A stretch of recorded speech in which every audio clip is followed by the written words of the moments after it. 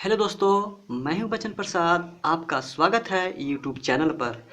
आज का सवाल है prove that root 5 is irrational number.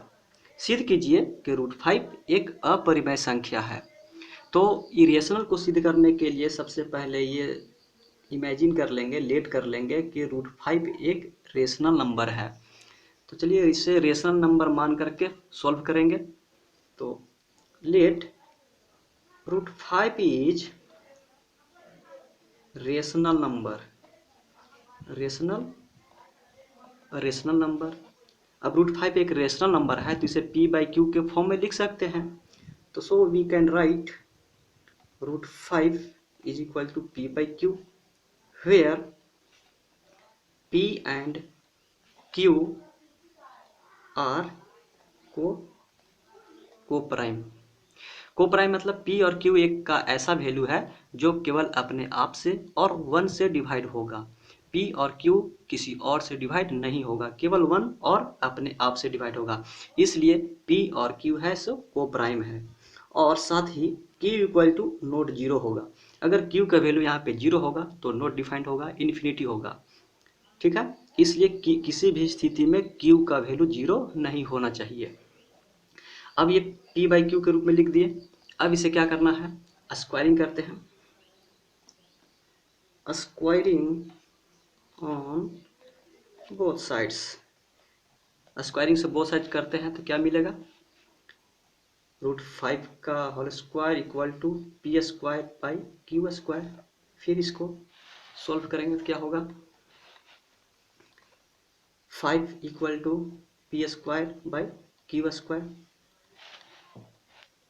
और क्या होगा, इसको ऐसे भी लिख सकते हैं, क्यू स्क्वायर, क्यू यहाँ जाएगा, पी स्क्वायर बाई 5 नीचे आएगा, इक्वेशन नंबर 1।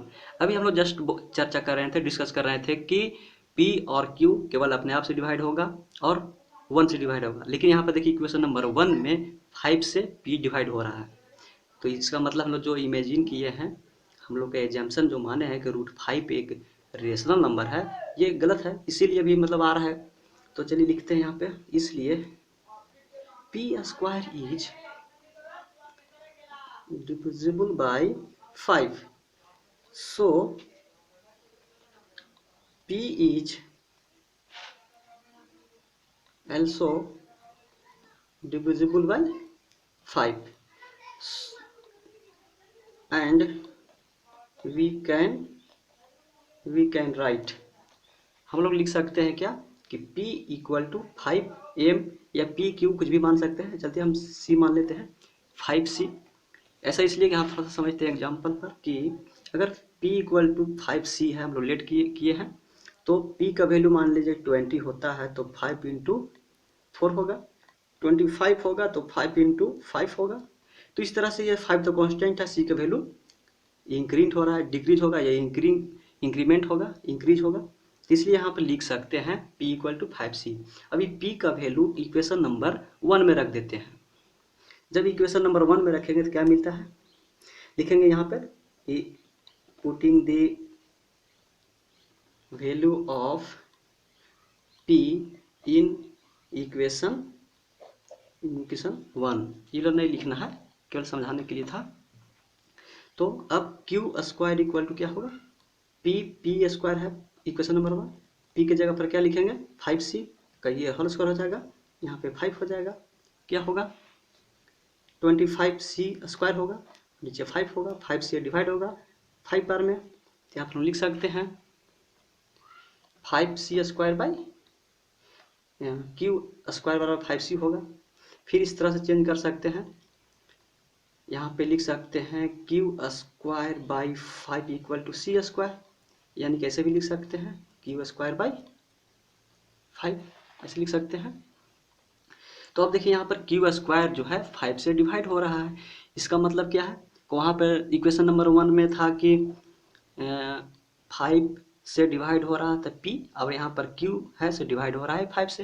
यानी देखिए जबकि हम लोग माने हुए हैं कि p और q है से को प्राइम है, 1 से डिवाइड होगा और अपने आप से डिवाइड होगा, इसके अलावा कोई भी नंबर से नहीं डिवाइड होगा।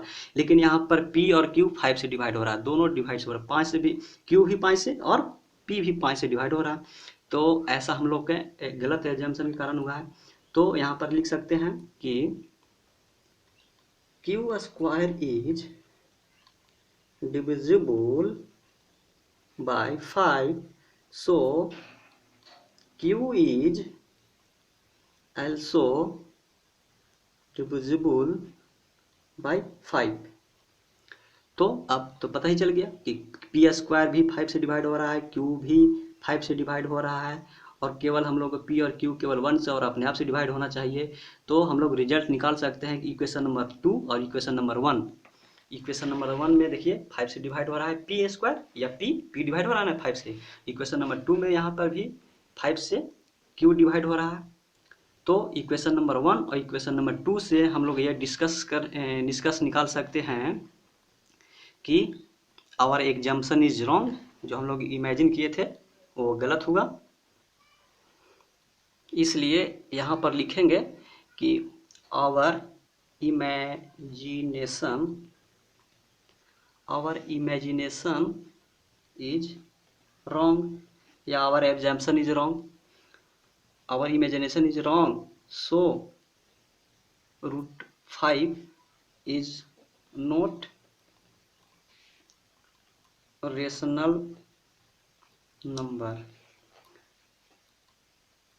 hence √5 is, जब रेशनल नंबर नहीं है, √5 रेशनल नंबर नहीं है तो क्या होगा, √5 इज इरेशनल होगा। तो √5 is irrational number, hence proved. तो इस तरह से आप √3, √5, √7, √11 को इसी तरह से प्रूव कर सकते हैं। अगर आपको √5 दिया हो या √7 दिया हो या √3 दिया हो तो इसी मेथड से आप प्रूव कर सकते हैं। बहुत ही इजी मेथड है, क्योंकि 5 के जगह पर 3 कर देना है, अगर 7 दिया हुआ रहेगा तो 5 के जगह पे 7 कर देना है, और सिमिलरली इसी प्रोसेस को यूज करके प्रूव कर देंगे। सबसे पहले इरेशनल को प्रूव करने के लिए हम लोग रेशनल मान लेंगे और p/q के फॉर्म लिखेंगे। तो आप इसे नोट डाउन भी कर सकते हैं इसी तरह से, और इसी तरह से सॉल्व भी कर सकते हैं। बहुत ही इजी मेथड है। इसे नोट डाउन, वीडियो पॉज करके लिख सकते हैं, नोट डाउन कर सकते हैं बहुत आसान से। तो वीडियो अच्छी लगे तो लाइक करें, शेयर करें और सब्सक्राइब करें। Thank you.